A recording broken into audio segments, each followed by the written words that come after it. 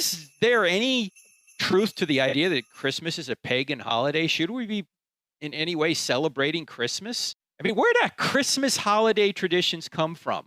St. Nicholas, Santa Claus, gift giving, stockings, Xmas. What about nativity scenes, the North Pole, reindeer, elves? Does that have anything to do with Christianity or Christmas? Well, there's probably no better person to talk about this than my friend Bill Federer, who can give such a broad view of history. He helps you see how all the puzzle pieces fit together and where certain traditions come from, whether they did have a Christian origin or not. Bill, why don't we start with someone by the name of St. Nicholas? Tell us who he was and what he did. He lived during Roman times.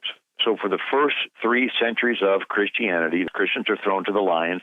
And Nicholas is born around 280 AD in a town called Patara, Asia Minor. Today that's Turkey. And his parents die when a plague sweeps through town and leaves him a lot of money. And a movement was going through Christianity at the time. And it was this idea that if you were really sincere about being a Christian, you should give away all your money and join a monastery. And so Nicholas decides he's going to give away all the money he inherited from his parents.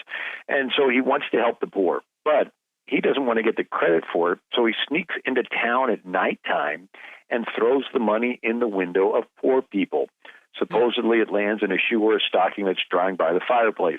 You see it on a lot of Middle Ages churches in stained glass windows and Greek Orthodox churches, mosaics, and you'll see Nicholas on his tippy toes. He's a saint with a halo around his head, and he's reaching up and he's throwing some money in the window. Why? Because he wanted the glory to go to God and not to him. And so This is the origin of the tradition of secret gift giving on the anniversary of Nicholas's death, stockings by the fireplace, midnight visits. By the way, those 3 bags of gold he throws in the window, he ends up being considered the patron saint of pawnbrokers. What? Right. So pawnbrokers hang 3 gold balls outside of their shop to represent the 3 bags of gold that Nicholas throws in. And they say, well, we help families out in their time of financial need. And it's like, yeah, that's a little bit of a stretch, but whatever. And once he does give away all his money, he does decide to join a monastery. Before he does, the Lord tells him not to hide his light under a bushel. So he decides to go back to Asia Minor, but not before visiting the Church of the Nativity in Bethlehem. And so the picture of Santa Claus kneeling at the baby Jesus' crib, there's actually a little historical precedent for that. So he leaves, goes back to Asia Minor, today that's Turkey, gets off at a busy city called Myra. Unbeknownst to him, the bishop of Myra had died, and the church leaders could not decide who the next bishop's going to be. And one of them has a dream that the first person to church the next day would be named Nicholas, and he was to be their next bishop. Well, Nicholas was not too excited about this. He goes there, and they break the news to him. He was not too excited because the Roman Emperor Diocletian was arresting bishops and killing them. So it was sort of like, you be the bishop. No, I insist, you first. No, really, you be the bishop. That's right. And so anyway, he does agree to be the bishop. He is arrested. He's put in prison. He's awaiting death. And suddenly Diocletian, the emperor that's trying to exterminate Christianity, is struck with an intestinal disease so painful, he abdicates the throne, steps down, May 1st, 305 AD. This is unheard of, an emperor stepping down. But the next emperor, Galerius, he continues the persecution of Christians. He is struck with an intestinal disease, must have been something in the water. He dies in 311 AD, and now it's confusion in the Roman Empire, and 4 generals decide to fight it out as to who's going to be the next emperor. 2 are quickly defeated. It comes down to Constantine and Maxentius. And it's the Battle of the Milvian Bridge, October 28, 312 AD. And the story is that Constantine saw the sign of Christ in the sky, puts it on all of his shields and symbols and wins. And what's the sign of Christ that he saw? It was the first 2 Greek letters for the name Christ. So Christ is a Greek name. He sees the sign of Christ in the sky. It's called the XP, Chi Rho. And over the centuries, it got shortened just to the Chi, or the X. And it was called a Christ cross or Chris cross. And that's where you get the Xmas. X-MAS. It's not the X crossing out Christ. It's X Chi, the Greek letter that stands for Christ.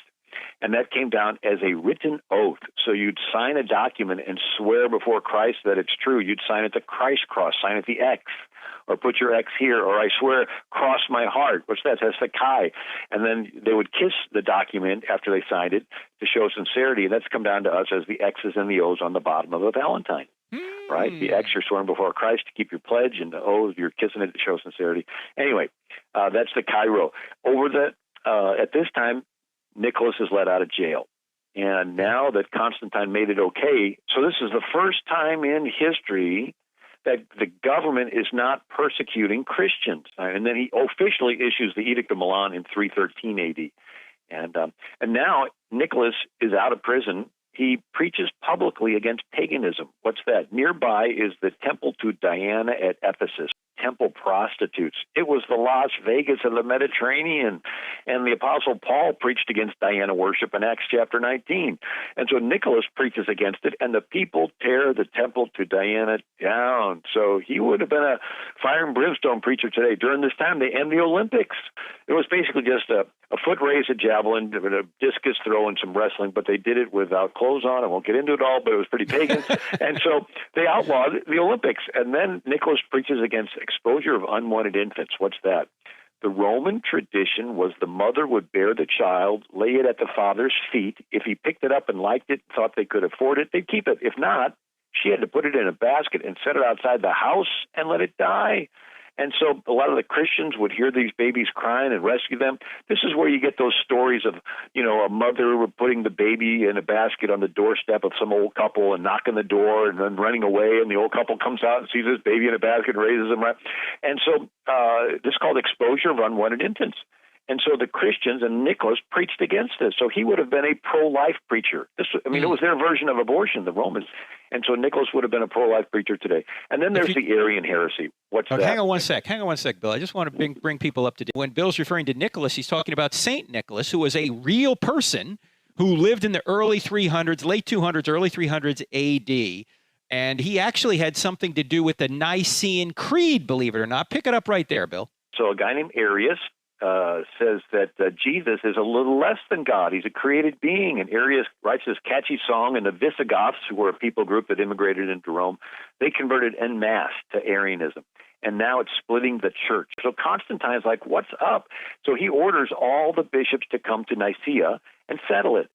And they settle it. They write the Nicene Creed.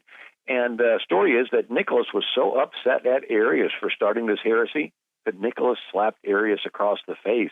So jolly old St. Nick had a little temper. You better watch out if he's coming to town. Is that where that comes from? Okay. Now, the traditions of gift-giving really catch on, so much so that sort of in protest, St. Francis of Assisi in 1223 AD comes up with the first nativity scene, the creche scene.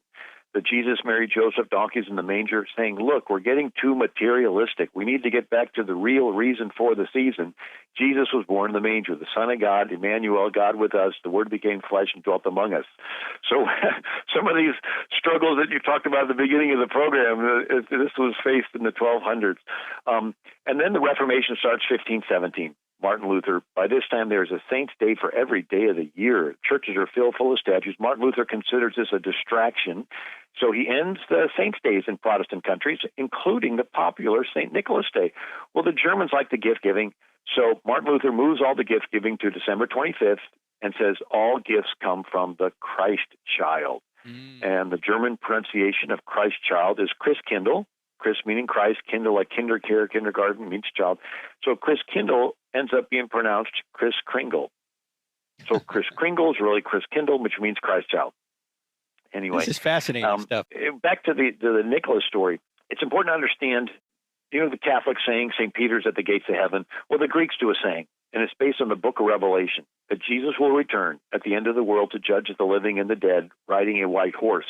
And the saints will come back with him, riding white horses. And St. Nicholas is a saint after all, so he will be one of those riding a white horse. But he's so special to the Greeks, they have him coming back once a year for a little mini judgment day, a little checkup on the kids, make sure they're on the right track, see who's naughty, see who's nice. And saints come from where? Heaven, the celestial city, New Jerusalem. It turns into the North Pole. And in Norway, they didn't have horses. They got them riding a reindeer. And the Lamb's Book of Life and Book of Works turned into the Book of the Naughty and the Nice, and the angels turned into the elves. And so you can see what started as a biblical idea is embellished with a lot of the additions there. And so it was the Dutch that loved Christmas and loved St. Nicholas, and the Dutch settled New York in 1624. And so that's where we get our traditions from. So the Dutch still to this day have St. Nicholas coming once a year as a saint, as a bishop, with his mitered hat, his staff, and his robes, and he's riding a white horse. And they have him coming from Spain, and he has with him a little Moorish costumed helper, Zwarte Piet. Well, the Moors are the Muslims, and Zwarte Piet, Black Peter, is this little helper of St. Nicholas. Now, the Dutch pronunciation of St. Nicholas is Sant Nicolaas, or Sinterklaas, Santa Claus. So if you basically, when we say Santa Claus, you're saying the Dutch pronunciation of St. Nicholas. And so anyway, in Holland, they tell the kids, if you're good, St. Nicholas gives you a present. If you're naughty, Zwarte Piet will put you in a gunny sack, take you back to Spain, and sell you into Muslim slavery. So often when you tell little kids that Santa Claus is coming, they start crying. They thought, So people forget the Muslims enslaved over a million Europeans. So anyway, the Dutch settled New Amsterdam, which became New York. So in New York, you see a transformation. Washington Irving. We know him because he wrote Legend of Sleepy Hollow, Rip Van Winkle, and he wrote Dietrich Knickerbocker's History of New York from the Dutch settlement to the end of the Dutch dynasty, 1809. He describes St. Nicholas visiting the Dutch children, riding in his wagon over the treetops, throwing out presents once a year to his favorites. But he describes him not dressed as a bishop, but in a typical Dutch outfit of long trunk hose, leather belt, boots, and a stocking hat. And then in New York, you have Clement Moore. He writes a poem, 1823, for his 6 children, titled A Visit from St. Nicholas. So it was the night before Christmas, and all through the house, not a creature was stirring, not even a mouse. The stockings were hung by the chimney with care in hopes that St. Nicholas would soon be there. So he's still a saint, but he shrunk. He's a right jolly, plump old elf. I laughed when I saw him in spite of myself. But then in the middle 1800s, you got something else added on, Civil War. Harper's Weekly magazine has an illustrator named Thomas Nast, N-A-S-T. He's an illustrator for Harper's Weekly magazine, and he invented the Republican elephant, Democrat mule. He does a cover of St. Nicholas visiting the Union troops, and he's sitting on his wagon full of toys. And in the background, you see a little North Pole sign. Lo and behold, that's the first time St. Nicholas is coming from the North Pole. Prior to that, it was always, Celestial City, New Jerusalem, and so forth. Now, wait we know him because Bill, it was coming from the North Pole because was that a jab at the Confederates in the South during the Civil War? Right. So he was a political cartoonist. And so it was a political jab at the South, the Confederate South, to say St. Nicholas is associated with the North. And That's amazing. But prior to then, St. Nicholas came from Celestial City, New Jerusalem, heaven. But even Santa Claus is being politically maneuvered here. He's been exploited. Okay, go ahead. But the last installment is Coca-Cola hires an artist, Haddon Sundblom. Haddon Sundblom is an artist who developed Quaker Oats Man and Aunt Jemima, and he is hired by Coca-Cola in 1930 to do a painting of St. Nicholas, Santa Claus, drinking Coke, and Coca-Cola pioneered mass marketing, so this is the most recognizable image. He's full grown now. He's not a little elf. He's got rosy cheeks, ruddy complexion, big huggable hand, grandfather character. But we have to realize, if you peel back in time, there really was a St. Nicholas. He lived in Asia Minor, today that's Turkey, and he loved Jesus. And he became a Christian and even went into the ministry and was imprisoned awaiting death from Roman Emperor Diocletian. And he was let out. He preached against sexual immorality, he was been a pro-life preacher, but above all, he was generous and he gave to the poor, but he wanted to do it anonymously because he wanted the credit to go to God and not to him. So it's a fascinating story. Some of the other traditions I get into is why December 25th? I've heard the winter solstice was celebrated, and Christians So how did this come about, this December 25th issue? So the Gospel of Luke has John the Baptist's dad, Zacharias, in the temple, and the people are praying outside. The angel appears to him, tells he's going to have a son. He's supposed to name him John. And there's a little line you just skip past, and it says, he is of the course of Abijah. What's that? King David divided the sons of Aaron, Eleazar and Ithamar, divided them into 24 family groups, and gave them each 2 turns a year at the temple to offer the incense. And the family of Abijah, his turn at the temple, the descendants, is the end of September. And it was known in the church calendar, but it was confirmed when the Dead Sea Scrolls were discovered. And in 1958, Israeli scholar, he was able to reconstruct the sacerdotal rota calendar. What's that? That's the calendar that shows what families are supposed to be ministering at what days. And the family of Abijah is supposed to be there on the 24th through the 30th of the 8th month, which would have worked out to the end of September. And so that's Yom Kippur. That's the Day of Atonement. And why is that important? Because it's normally around September 25th. And so if he went home and his wife Elizabeth gets pregnant around September 25th, then we know when the angel Gabriel appears to Mary, and by the power of the Holy Spirit she conceives, and he says, your cousin Elizabeth is in her 6th month. Right? Mary goes to visit. And so 6 months after September 25th is March 25th. So the traditional church date for the angel appearing to Mary is March 25th. It's called the date of the Annunciation. Well, 9 months after March 25th is what? December 25th. And this was known as the church calendar, but it was confirmed after the discovery of the Dead Sea Scrolls. And in 1958, this Israeli scholar published his findings of the sacerdotal rota calendar. Just a fascinating thing. And then there's the Christmas tree, if we got time for that. Go ahead, hit me with the Christmas tree, yeah. So the Germanic tribes that came across the Roman borders worshipped Thor, and that's where you get the word Thor's Day. And so those that are really stickler about not wanting to celebrate Christmas, you better not call the name Thor's Day, because Thor is a pagan god. But Thor supposedly lived in a big oak tree in Geismar, Germany, and they would do human sacrifice in front of this tree. And so this saint, Boniface, around 788 AD, he goes to Geismar. He's also called Winfred. So Boniface or Winfred, he takes a big axe and he chops down Thor's tree. Oh. And this is the beginning of the Germans becoming Christian. So Boniface points at a little evergreen tree because it was the night before Christmas, and he said, let this be the tree of the Christ child. See how it points toward heaven. Its leaves are evergreen, symbolizing everlasting life. So the Germans would take a little pine tree and they would hang it upside down in their houses, and this was the symbolism that they defeated the pagan Thor and so forth. But Martin Luther's coming home around 1520, and he's a cold December sky and the stars are twinkling, and he puts candles in the branches of the tree and says, this is like the sky above Bethlehem on the night of Christ's birth. Wow. We've got to get to this question.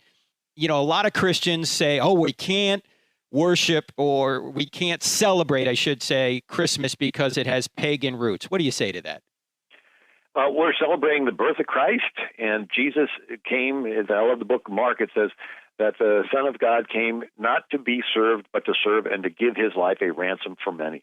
What's that? God is a just God. He has to judge every sin. It's his nature to judge sin. Matter of fact, that's implanted in each of us so much that every NCIS episode, first 2 minutes, somebody's killed.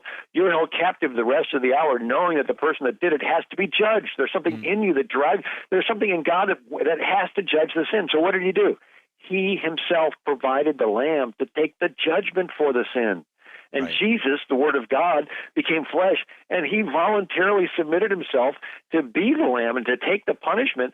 So God is just, that he has to judge every sin. He's love, and that he provided the Lamb to take the judgment for the sin. That's why we approach God through the Lamb. So are you good enough to go to heaven? No, you'll never be good enough. But he was good enough to pay for all your sins, so you approach God through the Lamb. Your debts have been paid. I guess I really don't know what Christmas is all about.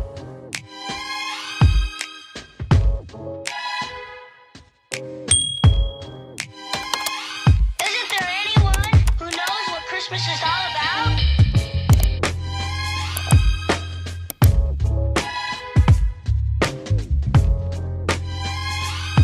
I can tell you what Christmas is all about. Chestnuts